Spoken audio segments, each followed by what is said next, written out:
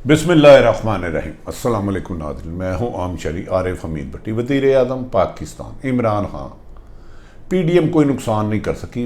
वज़ीर आज़म पाकिस्तान ने बड़े बड़े फैसले करने का ऐलान कर लिया, ताहम वज़ीर आज़म पाकिस्तान के लिए एक मुश्किल आ गई। जहांगीर तरीन आज तारीख पर उनके साथ कमो बेशतर 30 से ज़्यादा अरकान असम्बली थे और उन्होंने जहांगीर तरीन से टाइम मांगा और कहा नहीं तो फिर हमारे पास इस्तीफ़ों का भी ऑप्शन है। अगर ऐसी स्टेज पे वो इस्तीफ़े देते हैं तो हुकूमत का कायम रहना नामुमकिन हो जाएगा, जो पीडीएम 2.5 साल कोशिश करके नहीं कर सकी। क्या पीडीएम इमरान खान को ख़तरा अपनी ही पीटीआई से है, ये इस पे बात करेंगे।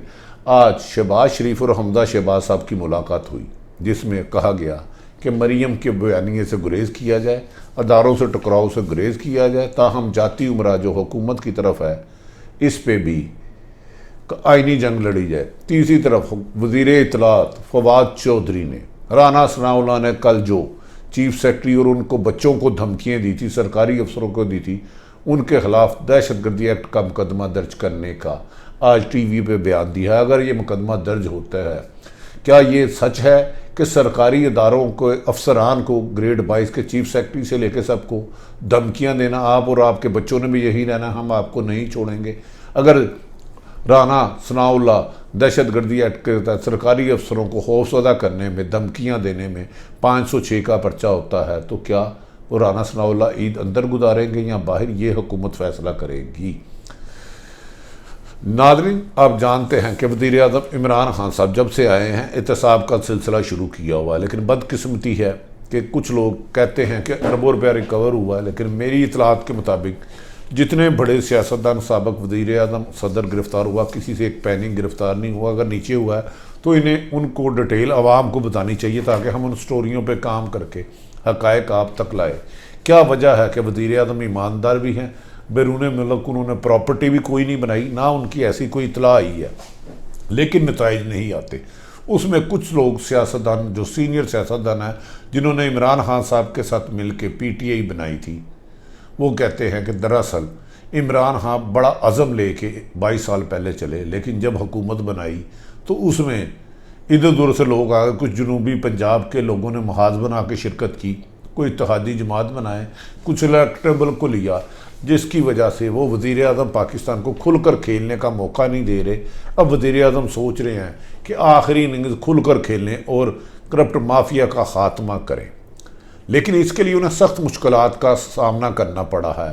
कौमी असम्बली में सिर्फ 8 मेंबरान असम्बली से उनकी हुकूमत कायम है। अगर आज MQM और या काफ लिख जाती है तो उनकी हुकूमत ख़त्म हो जाती है। अभी ये खौफ ही उन पर तारी था हुकूमत पर। इमरान खान साहब तो मेरी इतला के मुताबिक 2-3 दफ़ा कह चुके हैं कि मैं असम्बलियाँ तोड़ने लगा हूँ, और इसकी धमकियाँ भी दे चुके हैं। मेरी इतलात के मुताबिक असम्बलियाँ भी दे चुके हैं, लेकिन पीटीआई उनका कोई नुकसान नहीं। पीडीएम आपस में तितर बुतर हो गई, एक दूसरे के दस्तों गिरेबान हो गए, कपड़े फाड़ने लग पड़े। अब नवाज शरीफ ने मौलाना फजलुर रहमान के साथ बात करके कहा है कि आप पीपल्स पार्टी के खिलाफ बयानबाजी बंद करें, हम अकेले इस हुकूमत को नहीं गिरा सकते। लेकिन ये आज ख़तरा है कि जहांगीर तरीन पेशी पर गए थे, तो इस मौके पर उनके साथी राजा रियाज अहमद और दरीना कमो बेशतर 30 अरकान असम्बली उसमें शामिल थे। आज राजा रियाज और दीगर अरकान ने वज़ीर आज़म पाकिस्तान से अपील करते हुए कहा है कि प्राइम मिनिस्टर साहब इस बात को और आगे मत बढ़ाए। जहांगीर तरीन एहतसाब के लिए तैयार है, लेकिन इंतकाम की शक्ल इसको ना दी जाए। उन्होंने वादिया तौर पर कहा, वज़ीर आज़म साहब हम आपसे इंसाफ करने का कह रहे हैं, इसमें देर मत करें। रियासत मदीना में तरीके इंसाफ के 40 अरकान इंसाफ मांग रहे हैं। ये राजा रियाज साहब ने वज़ीर आज़म से कहा है कि वज़ीर आज़म अपील करते हैं कि बात को आगे ना बढ़ाकर यही रवैया तो हम कोई कदम उठा सकते हैं।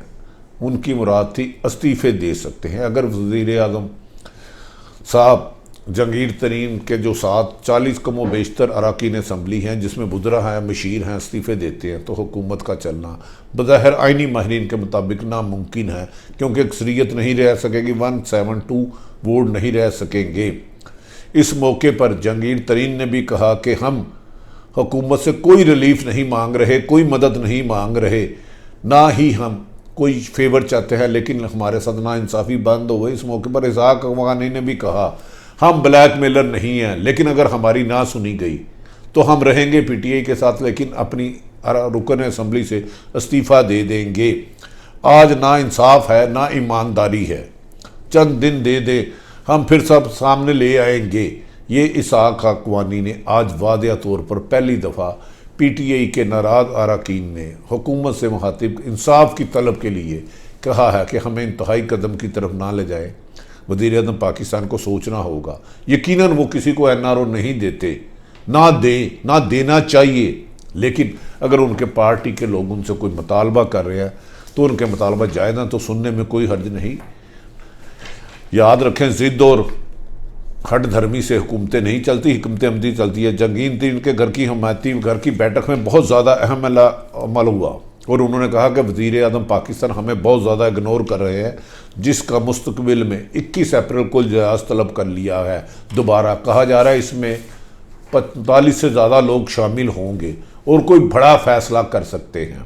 और जो बजट आ रहा है, कहीं उसके बाद बजट मंजूर कराने की पोजीशन में ही नहीं रहेगी। क्या वज़ीर आज़म पाकिस्तान को हिकमत अमली से जाना है, जबकि कहा जा रहा है कि चौधरी सरवर को अहम जिम्मेदारी सौंपी गई है। वो जंगीर तरीन और दीगर लोगों से खुफिया मुदाकरत कर रहे हैं कि इंतहाई कदम ना उठाया जाए। वज़ीर आज़म से मुदाकरत करेंगे। चौधरी सरवर एक कदावर शख्सियत है, गवर्नर पंजाब, उनकी हर आदमी इज्जत करता है। कहा जा रहा है कि वो पीटीआई में जो एक बहुत बड़ा ब्लॉक टूट के अलग हो गया उसको इकट्ठा करने की कोशिश कर रहे हैं, लेकिन इसमें वज़ीर आज़म की दनाई ज़रूरी है। अगर उन्होंने कोई जज्बाती फ़ैसला किया तो बजट मंजूर कराना मुश्किल होगा।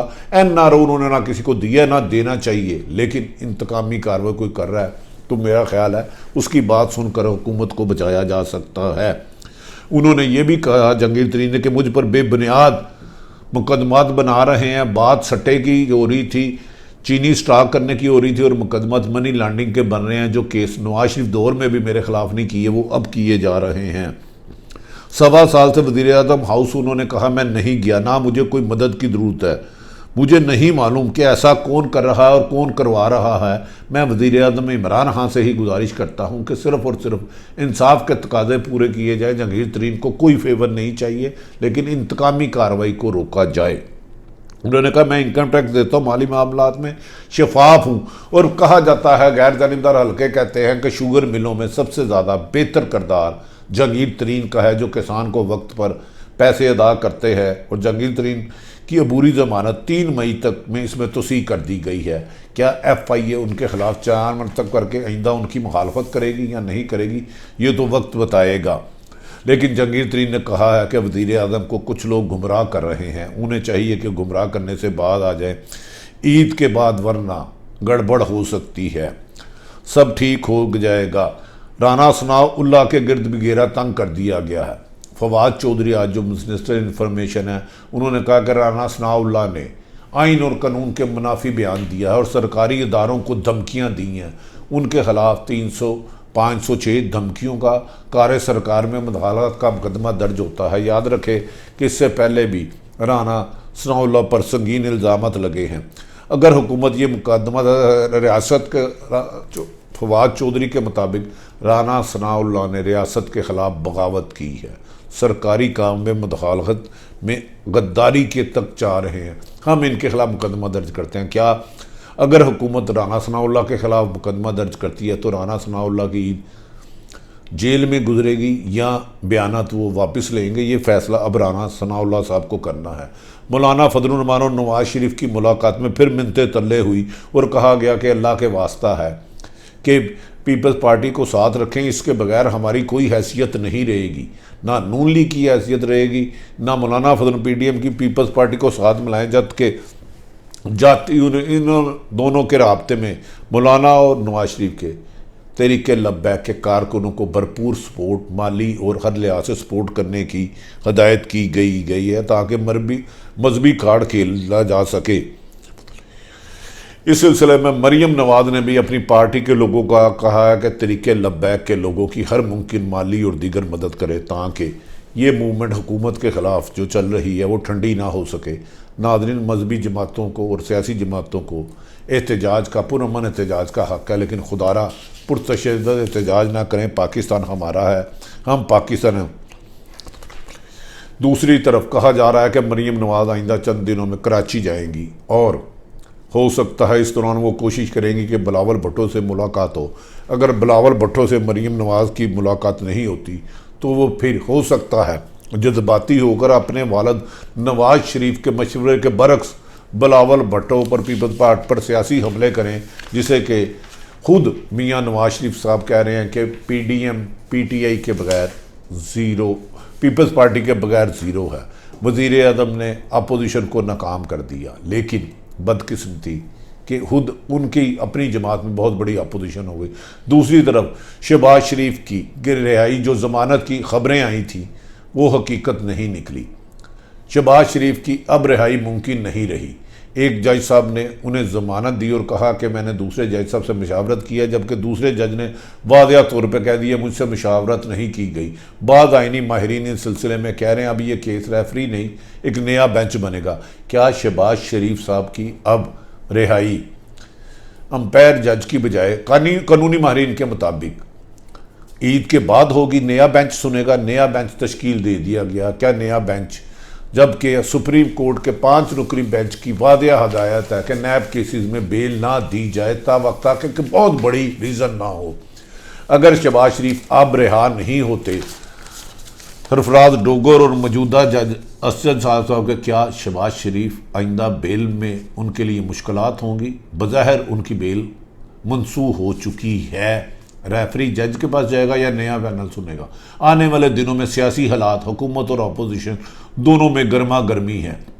इस ईद के बाद ये ईद किसी के लिए सोग की ईद होगी, अफसरदगी होगी या खुशी की ईद होगी, अब फैसला सियासतदानों ने करना है। ताहम इस्टेब्लिशमेंट ने एक फ़ैसला किया है, वो किसी भी सियासी जमात में इंटरफेरेंस नहीं करेंगे और सियासी अमल में रुकावट नहीं डालेंगे। इस्टेब्लिशमेंट के इस बयानी के बाद जो लोग हुकूमत गिराना चाहते थे, उस सियासी जमातों में मातम है कि इस्टेब्लिशमेंट हमें गोद क्यों नहीं ले ली, मुझे गोद क्यों नहीं ले रही। बज़ाहिर उन पर दबाव डाल रहे हैं और ख़ुद NRO मांगने की कोशिश कर रहे हैं। नाज़रीन, मैंने ऐसी सूरत हाल आपके सामने रखी जो पसे पर्दा भी है और सामने भी है। फैसला आप करें, पाकिस्तान के लिए बेहतर कौन होगा। अगर आरिफ हमीद भट्टी का YouTube चैनल पसंद आए तो सब्सक्राइब करें। अपने इर्द गिर्द रहने वालों की खुशियों का ख्याल रखें। पाकिस्तान जिंदाबाद।